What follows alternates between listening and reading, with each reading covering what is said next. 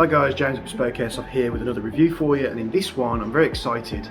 It's the Kel Tec RDB, brought to you by EMG Ares and Ares.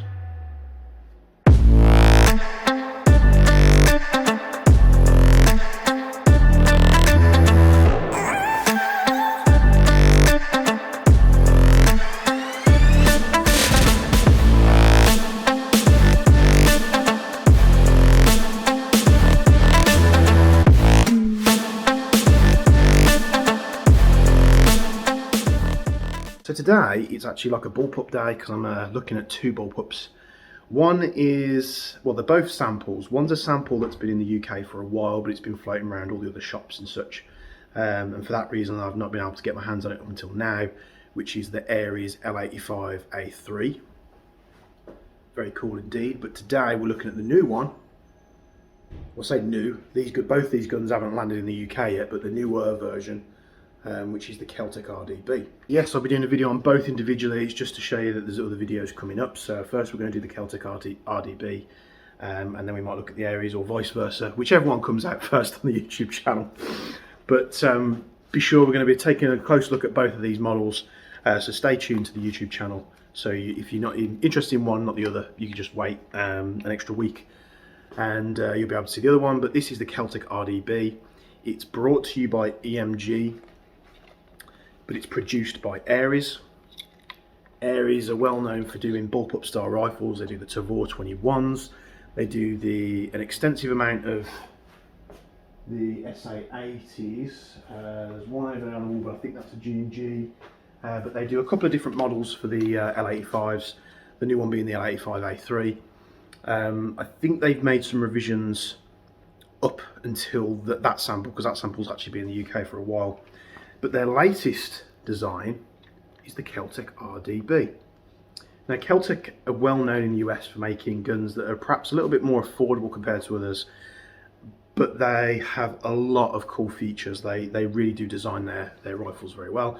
If you're wondering what this is reminding you of, the KSG shotgun by Tokyo Marui, same real steel brand in the US.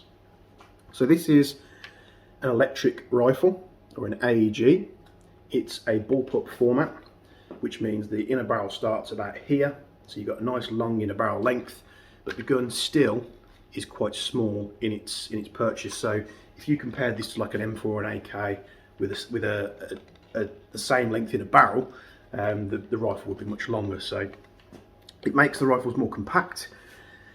Bullpups are one of those things where it's a bit of a Marmite thing. You either love them or you hate them. You'll either get on with them or you won't. But what is Ares bringing to the table that's different with the Kel Tec RDB? Well, they're just following on the features of the real rifle. The magazine release is found just behind the firing hand. It's completely ambidextrous, this rifle. It can be, manipulated by both sides. The mag release can be operated, so if you bring your hand up to eject your magazine, you can pull it with your trigger finger and pull the mag out. Or whether you're right-handed or left-handed, if you finished firing the magazine, you can literally just loosen the grip on the pistol grip there, and you can eject the magazine. So if you're pulling one out your pouch, you can eject it, pull the one out your pouch, and go straight in. So speed reloads are going to be good. One thing you have to be keeping aware of is just not hitting this while you're in a game. So if you're moving about a lot and you accidentally touch it, then you're probably going to eject your magazine. This is Ares' new magazine, or newer magazine. It's a 130 round mid-cap magazine. It's a PMag style magazine. Very cool indeed. Both of these rifles that I'm reviewing came with the same magazine. So the fire selector can be found on both sides. You've got safe, you've got fire, and you've got auto. The trigger itself is a micro switch, much like most Ares stuff. Now the plus side you get to this, which you also get in the L85, is you could just run a set of wires up to the front where the fire controls are. You can have a little micro switch there, and as soon as you tap that little micro switch, it's going to tell the gearbox what to do. Obviously the rifle will fire. You don't have to have any lengthy connecting rods that go down the rifle, which is apparent on a lot of bullpup designs. AUGs, P90s, the Tavor 21s, depending on which model you go for. So it's removing that long disconnect that you have, which can really play with how the trigger feels, but with the micro switch you haven't got that problem. So with this being at Ares, you've got the EFCS system in the gearbox, so you can program this. You could put, you know, the program box on. You could set it to single only, you could set it to 3-round burst, you could set it to full auto. Out the box there comes single and full auto. The battery is housed in the grip here. The battery that I'll be using in today's demonstration is a triple stick 11.1 LiPo. I think it's a 1300, so the thin cell ones. We're in there pretty easy. 7.4s, 1300s that, you know, the split and the single stick design, as well as 11.1s. We did try the 1300 single stick that we do from Bigfoot, which is very good. I use them in all my Ares and all my cableways. That went in there just fine. It's easier than you think to get the battery in and out. You just got to make sure the wires are tucked so you're not snagging anything. The only thing I found hard was, obviously because this is a sample, the pin was quite hard to push out, so you have to tap it out. But then when you've got the handguard back in place, you can push it back in. But that's good. You don't want the handguard to be loose, you want it to be nice and tight. The charging handle has a little lever here that can click in and out. It has absolutely no function whatsoever. It's got a really strong spring, and I don't recommend you try and latch this on there because it actually won't catch. It's more for just the look and feel of it than anything else. It doesn't pull back a dust cover or anything like that, because the real Kel Tec ejects the rounds from the bottom here, so it has no reason to have an ejection port on the rear of the rifle. You've got 20mm rail at the top there. You've got a flashlight at the front, which is 14mm positive, not negative. Ares like to do positive threads on their guns. The whole positive negative whole thread in the airsoft industry, just, I don't know where it started going wrong, but it'd be nice if everything was the same. But 14mm positive, it's not a problem. There's plenty of options out there. So you could put like a nice little suppressor on there or something. With this rifle, when you're holding it not being as long, what can I get here to sort of demonstrate? Let's pick one of these Saiga defense rifles. So me being quite tall, obviously this is a short M4, but the barrel is off the camera. So if I don't move my feet, pick up the RDB, you can see how the flashlight is not off camera. So that is technically quite a short M4 as well. If you had an M4 with a barrel length the same as this, it'll be, you know, DMR-ish. So you could set this to single shot only on the EFCS system and have it as a DMR. It's very much a capability that you have. I'm a massive fan of Ares with their, you know, their little micro switches and stuff. I've got one of the M45s, probably the only gun on my personal wall at home.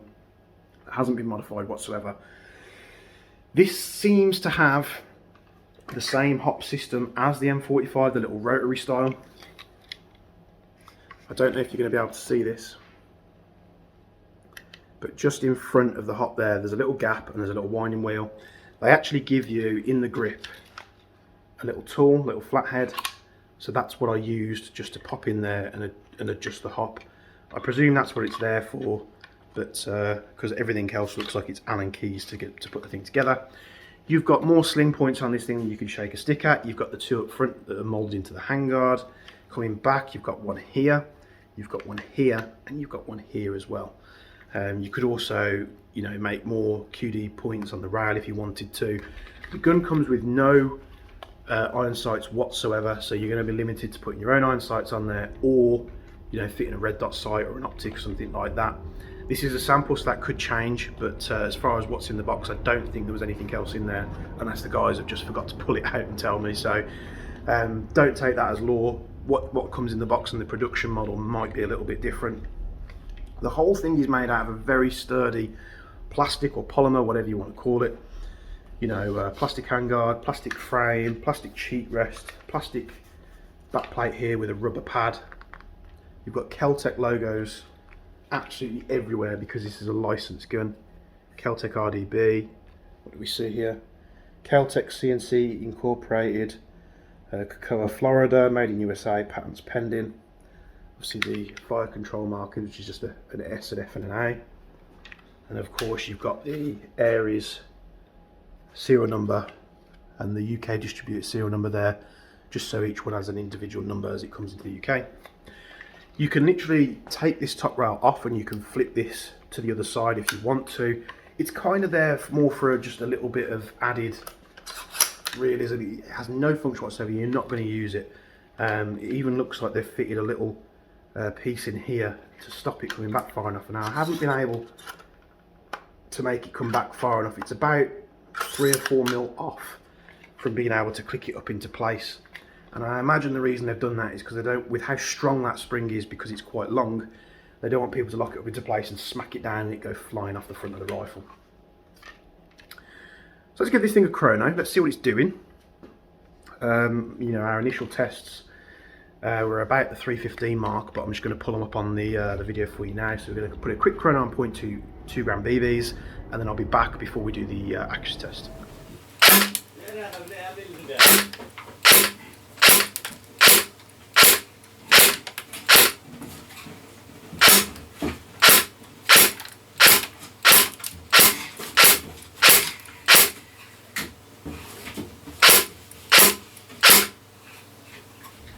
So just before we get to the accuracy test, you know, chronoed about 312, 315 on a 0.2. That was without the hop set, of course. Prior to the accuracy test, what I did do to give both these rifles a fair appraisal, I just went out there at 40 meters. I just set the hop because we're switching to 0.3s. And then that's when I started doing the accuracy test. So the first test is at 15 meters. The second test is at 30 meters. And then the third test at 40 meters, I got a couple of different angles of me shooting the gun, and obviously tried to get it over my shoulder so you can see. Obviously, when the camera is over my shoulder, getting my kind of perspective, I'm a little bit shorter than 40 meters because I'm standing in front of where the camera is to try and get that and to get the zoom right, and we'll see if it works out okay. But for the accuracy test, 3.3 gram BBs, 11.1 LiPo battery, 15, 30 and 40 meters.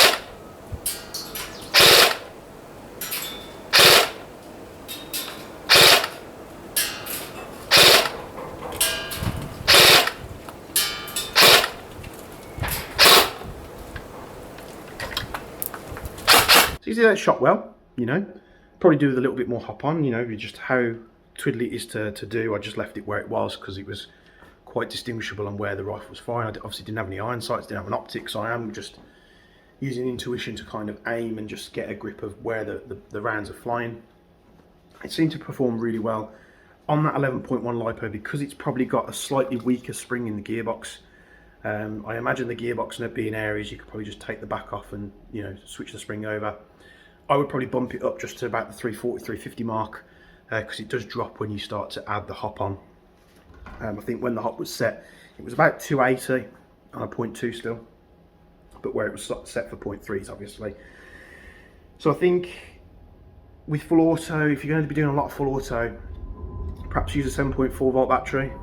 11.1, it is turning over quite quick because it's got quite a weakish spring in there. Remember, the barrel length is really long, so you have to fit a weaker spring.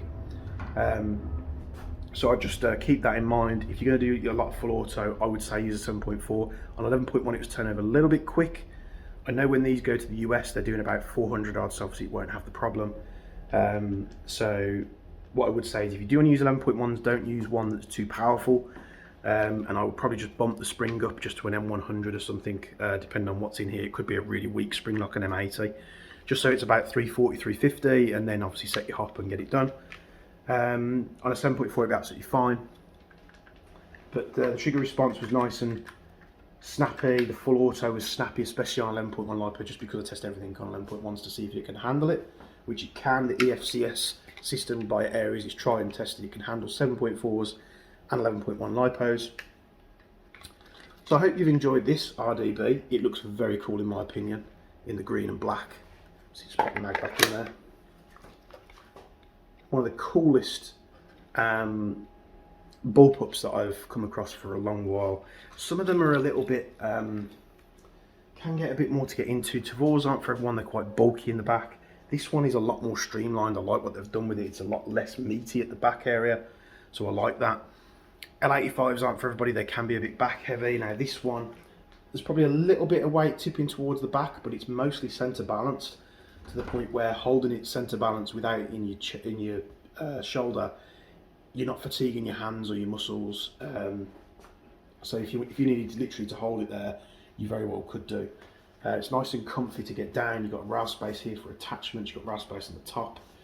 I would like it if they came out with a grip that didn't have the rail on there, so it was a bit more comfy, just in case you didn't want to run it. Perhaps they might, perhaps they won't. We'll see. Ares, please, if you're listening. So this is the Kel Tec RDB made by Ares for EMG arms. This is going to be coming out very soon. I think the L85 A3 is going to be releasing first hand. I think they're expecting in about a week or two as I'm filming this. What's the date today? I can't see because it's on my phone. Never mind. But we'll see you in the next video. Thanks very much for tuning in.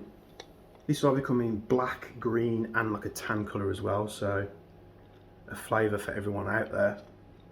Kel Tec RDB, absolutely love it. Will it find its way into my collection? Maybe if there's one spare.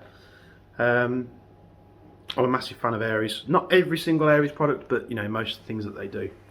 So I hope you've enjoyed it. I hope this answers some of your questions. If you've got more questions, put them down in the comments below. Let us know if you like this. Let us know if you don't like this down in the comments below as well. A like and a subscribe would always help us as well. So if you're sticking along, hit that subscribe button. We've got the L85 A3 and the Mutants and loads of other cool stuff coming up on the channel. So please follow us to get updates of when new content's coming out. If you hadn't noticed already, and if you stuck around this long, we do live streams pretty much most Saturdays. We do a bit of gaming in the background just to keep it casual, but if you've got any questions, people tend to come and hop onto the live stream, just ask us any questions. The last one we did, we got quite a few questions about like DMR builds and stuff like that, so the live stream could go in any direction. I think the last time we did it almost about 7 hours, so if you've got any questions, pop onto the live stream as well. We live stream on YouTube and on Twitch. But thank you for tuning in to this review. Hope you like the Kel Tec RDB by EMG Arms and Ares, and we'll see you in the next video. Thank you.